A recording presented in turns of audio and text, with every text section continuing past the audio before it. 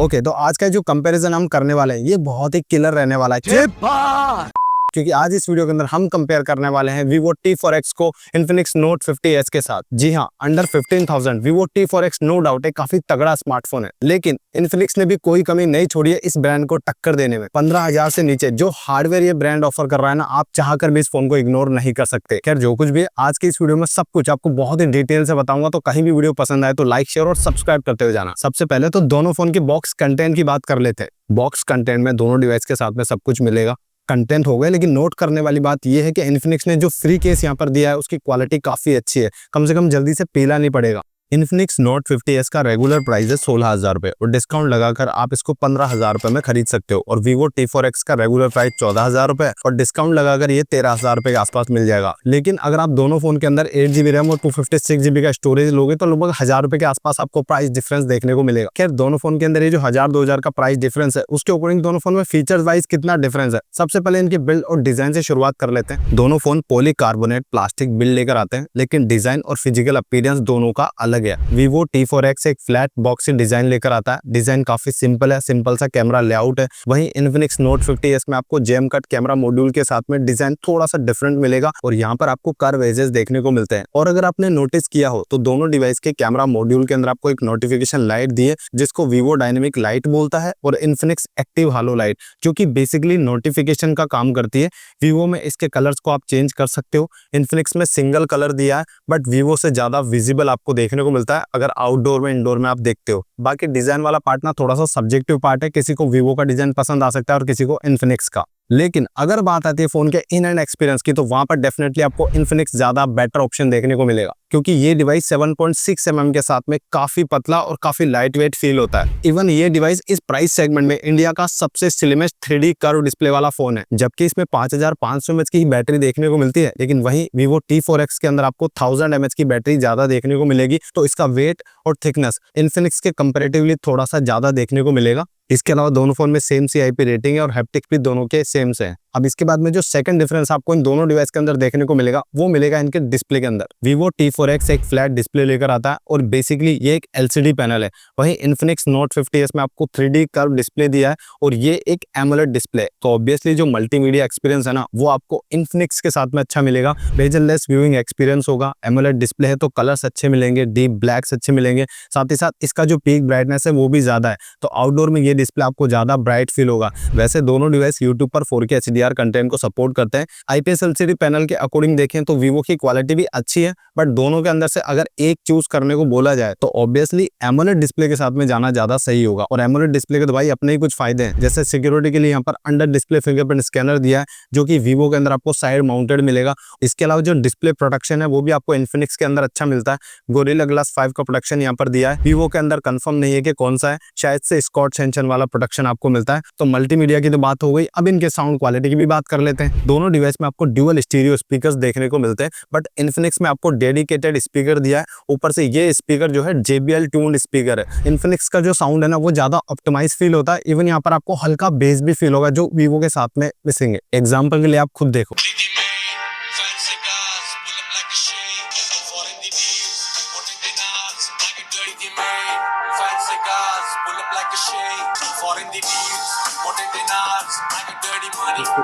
अब इसके बाद में सवाल ये आता है कि दोनों फोन में सॉफ्टवेयर किसका अच्छा है। तो दोनों फोन फिलहाल के लिए Android 15 के ऊपर रन करते हैं। एक में FunTouch OS दिया है, एक के अंदर Infinix का XOX UI है। दोनों में 2+3 इयर्स के अपडेट आपको देखने को मिलेंगे। सॉफ्टवेयर दोनों ही फोन में मुझे वेल ऑप्टिमाइज लगा। दोनों डिवाइस के अंदर ऐप ओपनिंग क्लोजिंग के जो एनिमेशन है वो काफी अच्छे देखने को मिलते हैं। चलने में भी सॉफ्टवेयर काफी फास्ट है, काफी स्मूथ है। इसके अलावा जो कस्टमाइजेशन है वो भी आपको अच्छे खासे मिलेंगे। लेकिन AI फीचर्स की अगर बात आती है तो भाई Infinix ने एकदम भर के दिए। Call assist, transaction assist, writing assist, document assist और इसके अलावा AI नोट्स, AI कटआउट्स और AI वॉलपेपर, ऐसे काफी सारे फीचर्स आपको Infinix के UI में देखने को मिलेंगे। 15,000 की छोड़ो 20,000 के सेगमेंट में भी आई थिंक Infinix एक ऐसा स्मार्टफोन है जो अपने UI के अंदर सबसे ज्यादा AI फीचर्स ऑफर करता है आज की डेट में। लेकिन सॉफ्टवेयर अपडेट की अगर बात आती है तो वहां पर ये ना थोड़ा पीछे रह जाते हैं। Vivo के साथ में जहां पर आपको कंसिस्टेंट एकदम टाइम टू टाइम अपडेट्स देखने को मिलते हैं, Infinix के साथ में ये चीज थोड़ी सी स्लो है और इन्फिनिक्स का अपडेट्स को लेकर ट्रैक रिकॉर्ड भी शुरुआत से उतना अच्छा नहीं रहा, तो ये चीज आपको ध्यान में रखनी है अगर आपकी अपडेट्स वगैरह के अंदर थोड़ी सी प्रायोरिटी है। बाकी परफॉर्मेंस की अगर बात करें तो दोनों डिवाइस काफी तगड़ा परफॉर्मेंस निकाल कर देंगे। दोनों फोन में आपको MediaTek का 7300 5G प्रोसेसर दिया है।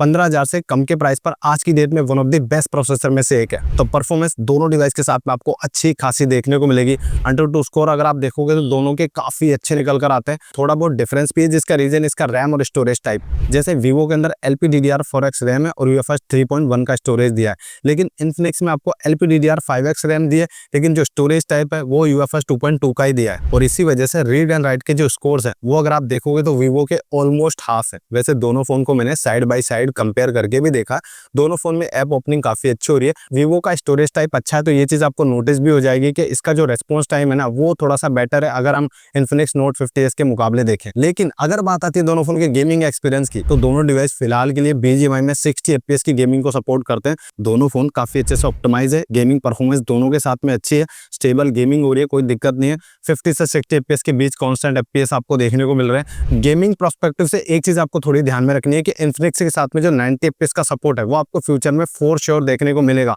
और ब्रांड ने इस चीज को कंफर्म भी किया है। लेकिन Vivo के साथ में आई डोंट थिंक सो कि आपको 90 FPS का सपोर्ट इन फ्यूचर देखने को मिल पाएगा। ये डिवाइस जहां तक मुझे लगता है 60 FPS के ऊपर ही आपको गेमिंग करवाएगा। अब इसके बाद में बात करते हैं सीधे दोनों फोन के बैटरी बैकअप की। तो देखो यहाँ पर Infinix में आपको 5500 mAh की बैटरी दी है, साथ में 45 वोल्ट की फास्ट चार्जिंग का सपोर्ट दिया है। 70 मिनट के आसपास आप इस डिवाइस को 0 से 100% चार्ज कर सकते हो। लेकिन Vivo के अंदर आपको जो है 6500 mAh की बैटरी देखने को मिलेगी और यहाँ पर 44 वोल्ट की फास्ट चार्जिंग का सपोर्ट भी है। इसको चार्ज होने में ना अराउंड 100 मिनट के आसपास टाइम लग जाएगा। Vivo को चार्ज करने में भले ही थोड़ा सा टाइम ज्यादा लगता है, लेकिन आपको ये चीज भी ध्यान में रखनी है कि यहाँ पर बैटरी कैपेसिटी ज्यादा है, तो ऑब्वियसली जो बैटरी बैकअप है वो आपको इसके साथ में थोड़ा सा बेटर देखने को मिलेगा। अब 5500 mAh की बैटरी इनफ है या फिर आपको 6500 mAh की बड़ी बैटरी चाहिए, वो चीज आपको डिसाइड करनी है आपके प्रायोरिटी के अकॉर्डिंग। तब तक मैं यहाँ पर आपको कनेक्टिविटी ऑप्शंस बता देता हूँ। दोनों फोन 5G को सपोर्ट करते हैं, 5G बहुत ही अच्छे से काम कर रहा है। 5G प्लस 4G प्लस दोनों में आपको कांस्टेंट देखने को मिल रहे हैं। दोनों फोन ड्यूअल माइक को भी सपोर्ट करते हैं, तो कॉल क्वालिटी भी यहाँ पर काफी बढ़िया देखने को मिलेगी। साथ ही साथ साइलेंट कॉल रिकॉर्डिंग भी ऑफिशियली आप दोनों ही डिवाइस के साथ में कर पाओगे। सिम कार्ड ऑप्शन ऐसा है कि दोनों ही डिवाइस के साथ में आप मेमोरी कार्ड यूज नहीं कर सकते। अब बात करते हैं सबसे मेन चीज की कि दोनों में से कैमरा किस फोन का बेटर है, एंड लिटरली यहाँ पर आपको बहुत ही तगड़ा कंपटीशन Infinix की तरफ से देखने को मिलेगा। मेन कैमरा Vivo में 50 मेगापिक्सल का और Infinix में 64 मेगापिक्सल का। सेल्फी कैमरा Vivo के अंदर सिर्फ 8 मेगापिक्सल का दिया है और Infinix में 13 मेगापिक्सल का है। गाइस दोनों फोन का कैमरा रिव्यू करने के बाद लिटरली ये चीज देख के मैं काफी ज्यादा सरप्राइज हूँ कि Infinix ने भाई यहाँ पर Vivo को काफी हद तक टक्कर दी है। इवन एक स्टेप बेटर ही आपको देखने को मिलेगा। आई नो आपके लिए यकीन कर पाना थोड़ा मुश्किल है, लेकिन सबसे पहले आप खुद कैमरा सैंपल चेकआउट करो। हर चीज लाइक डिटेल्स की अगर मैं बात करूं तो दोनों डिवाइस के साथ में अच्छे देखने को मिलते हैं, बट थोड़ा जूम करके अगर आप देखोगे तो आपको पता चलेगा कि Infinix के जो आउटपुट है ना वो ज्यादा शार्प फील होते हैं। इवन 2x मोड पर भी अगर आप फोटोज लेते हो तो Vivo के अंदर डिटेल्स थोड़े से सॉफ्ट हो जाते हैं, लेकिन Infinix ज्यादा अच्छे से डिटेल कैरी करता है। इसके अलावा HDR या फिर डायनेमिक रेंज की अगर बात करोगे तो Infinix ने यहाँ पर बहुत ही अच्छे से काम किया है, काफी अच्छे से लाइट को प्रोसेस करता है। जबकि हार्श लाइटिंग कंडीशन में या डायरेक्ट सनलाइट के अंदर मोस्टली कैमरास उतने अच्छे से लाइट कंट्रोल नहीं कर पाते, लेकिन Infinix ने यहाँ पर Vivo को काफी तगड़ा कॉम्पिटिशन दिया है। इसके अलावा अगर बात करें स्किन टोन्स की तो मैं कहूंगा कि यहाँ पर क्लोज टू नेचुरल आपको Vivo में देखने को मिलेंगे। Infinix फेस को थोड़ा सा ब्राइट करके दिखाता है, बाकी डिटेल्स वगैरह काफी अच्छे हैं। और कलर्स वगैरह की अगर बात करें तो Infinix के जो कलर्स होते हैं वो थोड़े से पॉपी, थोड़े से आई कैची टाइप के होते हैं, पर रिजल्ट डेफिनेटली आपको काफी पसंद आने वाले हैं। पोर्ट्रेट शॉट्स में अगर एज डिटेक्शन देखोगे तो दोनों ने काफी अच्छे से किया है।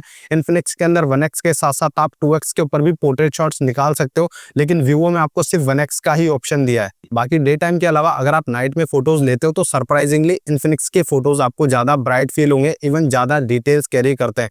तो हाँ, दिन के साथ साथ रात के अंदर भी Infinix का कैमरा ज्यादा अच्छा काम कर रहा है। बात करें सेल्फी कैमरा की तो जैसे डिटेल्स आपको मेन कैमरा में मिल रहे थे, सेल्फी में भी आपको ठीक वैसा ही देखने को मिलेगा। Infinix का सेंसर साइज बड़ा है तो ऑब्वियसली डिटेल्स यहाँ पर ज्यादा अच्छे देखने को मिल रहे हैं, कलर्स अच्छे हैं, इसके अलावा स्किन टोन्स काफी अच्छे हैं और लाइट कंट्रोल भी एकदम बढ़िया तरीके से करने को मिल रहा है। ओवरऑल दोनों फोन की जो कैमरा परफॉर्मेंस है वो काफी अच्छी है, लेकिन दोनों में से अगर एक फोन को चूज करने को बोला जाए तो ऑब्वियसली मैं फिलहाल के लिए Infinix Note 50s के साथ में जाना पसंद करूंगा। अगर वीडियोस की बात करें तो दोनों फोन के रेयर कैमरा से आप 4K 30 fps के ऊपर वीडियोस निकाल सकते हो, जहां पर क्वालिटी दोनों की ऑलमोस्ट सेम से, फर्क कर पाना मुश्किल है। लेकिन अगर आप गौर से देखोगे तो Infinix में हल्के हल्के जिटर्स आपको नोटिस होंगे, बट ऐसा कुछ खास फर्क नहीं है। और सेल्फी की अगर बात करें तो Infinix ऑब्वियसली यहाँ पर एकदम बेस्ट ऑप्शन है, क्योंकि इसके फ्रंट सेल्फी से आप 4K 30 fps के ऊपर वीडियोस निकाल सकते हो, जहां पर आपको क्वालिटी भी काफी बेटर मिलती है, साथ ही साथ आउटपुट भी एकदम मस्त आते हैं। अब फाइनल कंक्लूजन के दोनों में से कौन सा डिवाइस बेटर है, तो 15,000 रुपए के हिसाब से तो देखो दोनों डिवाइस अच्छे हैं, लेकिन बजट वगैरह का इशू नहीं है, 15,000 रुपए तक जा सकते हो। तो ऐसे में मैं सजेस्ट करूंगा कि आप इन्फिनिक्स नोट 50s के साथ में जाओ। इन टर्म्स ऑफ हार्डवेयर ये डिवाइस आपको ज्यादा बेटर वैल्यू ऑफर करता है, लेकिन वहीं पर अगर आपको बैटरी बैकअप थोड़ा सा ज्यादा चाहिए और सॉफ्टवेयर अपडेट के साथ में आप कोई भी कॉम्प्रोमाइज नहीं करना चाहते, तो ऐसे में मैं सजेस्ट करूंगा